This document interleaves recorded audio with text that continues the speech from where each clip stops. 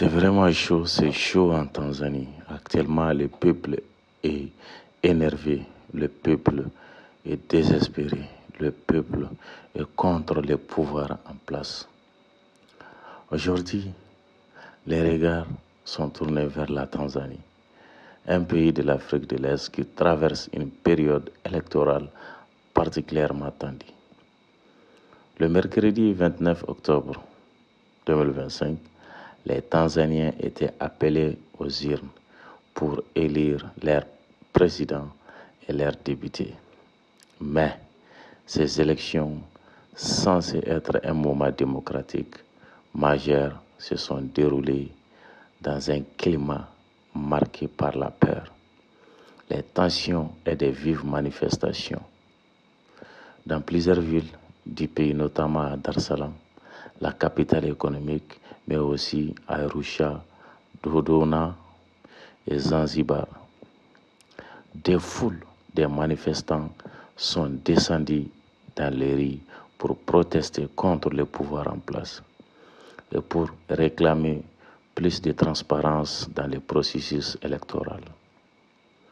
Les forces de l'ordre ont rapidement été déployées pour disperser les rassemblements, entraînant des affrontements, des arrestations et plusieurs blessés.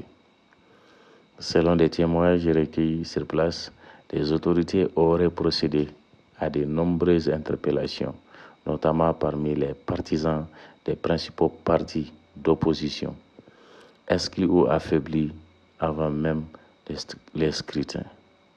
Ces tensions ont prolongé le pays dans une atmosphère d'incertitude, alors que les bureaux de vote fermaient leurs portes dans la soirée. La présidente Samia Suluhu Hassan, arrivée au pouvoir en 2021 à la suite du décès de John Pombe Magufuli, se présente pour la première fois devant les électeurs, issus du parti Chama-cha, formation historique qui dirige la Tanzanie depuis son indépendance. Elle espère obtenir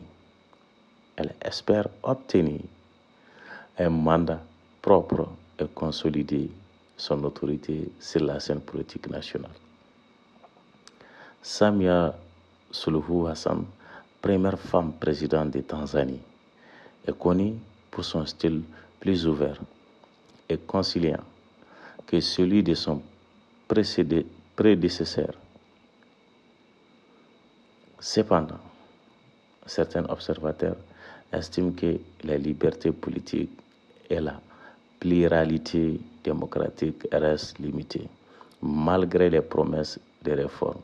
Plusieurs figures de l'opposition affirment avoir été empêchées de se présenter au pouvoir, leur parti n'ayant pas obtenu l'autorisation de concourir. Cette situation a provoqué la colère de nombreux Tanzaniens qui y voyaient une atteinte au principe même de la démocratie. Dans certaines zones, notamment sur les îles semi-autonomes des Zanzibar et Pamba, les tensions ont été particulièrement fortes, ravivant les souvenirs des violences électorales de 2020.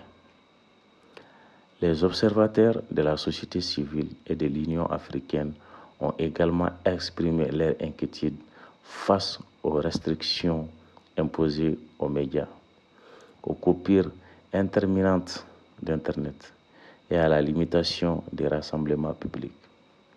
Ces éléments ont alimenté les soupçons d'une élection sous contrôle où le pluralisme politique peine encore à s'exprimer librement.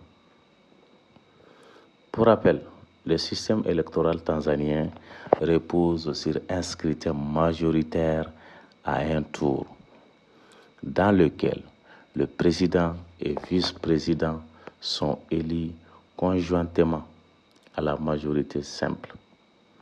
Le mandat présidentiel dure de 5 ans, renouvelable une seule fois. Le vainqueur est donc celui qui obtient le plus de grands votes de voix, même sans majorité absolue. Cette règle a souvent favorisé le parti au pouvoir, bien implanté sur l'ensemble du territoire grâce à ses structures locales et son contrôle de l'appareil d'État. L'opposition, de son côté, dénonce un déséquilibre du jeu politique et des conditions de campagne inéquitables. Sur le plan économique et social, la Tanzanie reste l'un des pays les plus stables d'Afrique de l'Est. Mais elle fait face à des défis persistants: chômage élevé chez les jeunes, inflammation, accès limité aux services de base et tensions communautaires dans certaines régions. Samia Hassan a tenté, durant son mandat intérimaire, de relancer l'économie en misant sur l'investissement étranger et le développement du secteur minier. Mais les résultats restent mitigés. Sur la scène régionale, la Tanzanie joue un rôle au sein de la communauté d'Afrique et de l'Est, où elle prône la stabilité et la coopération économique. Toutefois, la situation politique interne pourrait fragiliser cette image d'équilibre et peser sur les relations diplomatiques avec ses voisins, notamment le Kenya et l'Ouganda. Du côté de la population, le sentiment général est partagé entre espoir et méfiance. Beaucoup de Tanzaniens aspirent à un changement profond, mais redoutent de nouvelles répressions des ONG locales, rapportent que plusieurs militants auraient été arrêtés dans les jours précédents. Des scrutins, tandis que des journalistes dénoncent des pressions visant à limiter la couverture des manifestations. Sur les réseaux sociaux, malgré les restrictions, de nombreuses vidéos circulent montrant des foules scandant des slogans pour la démocratie et la liberté. Ces images traduisent une volonté populaire de se faire entendre malgré les risques encourus. Les premières estimations sont attendues dans les prochains jours, mais déjà les opposants dénoncent les inégalités et demandent l'annulation du scrutin. De son côté, la commission électorale tanzanienne a assuré que le processus s'est déroulé dans le calme et promet des résultats transparents. Dans un discours télévisé, la présidente Samia Hassan a appelé la population à la patience et au respect des institutions, tout en promettant de gouverner pour tous. Quelle qu'en soit l'issue du vote, elle a également mis en garde contre toute tentative de déstabilisation du pays, affirmant que la Tanzanie reste un modèle de paix dans une région souvent agitée.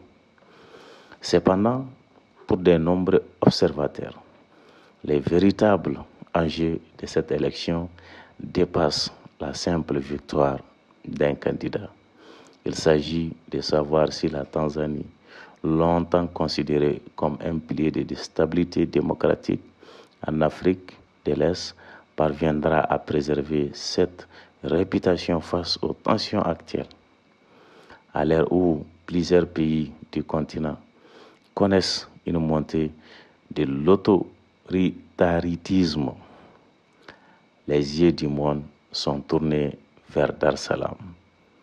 Le déroulement du scrutin ainsi que la réaction du pouvoir face aux contestations pourraient influencer durablement la trajectoire politique du pays. Les prochains jours seront donc décisifs pour l'avenir de la Tanzanie, entre aspiration démocratique et maintien de l'ordre, entre continuité et changement. Le pays se trouve à la croisée des chemins. La population, elle, attend des réponses. Beaucoup désespèrent déjà que cette élection, malgré ses difficultés, ouvrira la voie à un dialogue national sincère et à un avenir plus apaisé.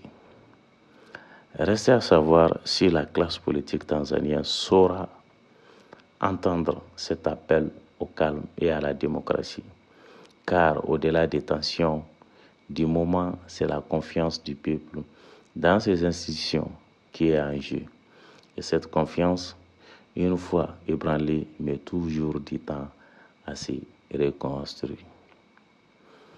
Voilà, chers amis, ce qui s'est passé actuellement en Tanzanie, ça va pas du tout. Ça va pas. Les manifestations continuent toujours, car le peuple est contre actuellement les résultats proclamés du scrutin. C'est tout pour aujourd'hui. Merci. À la prochaine fois pour une prochaine vidéo sur votre chaîne Maham 6 TV. Bye.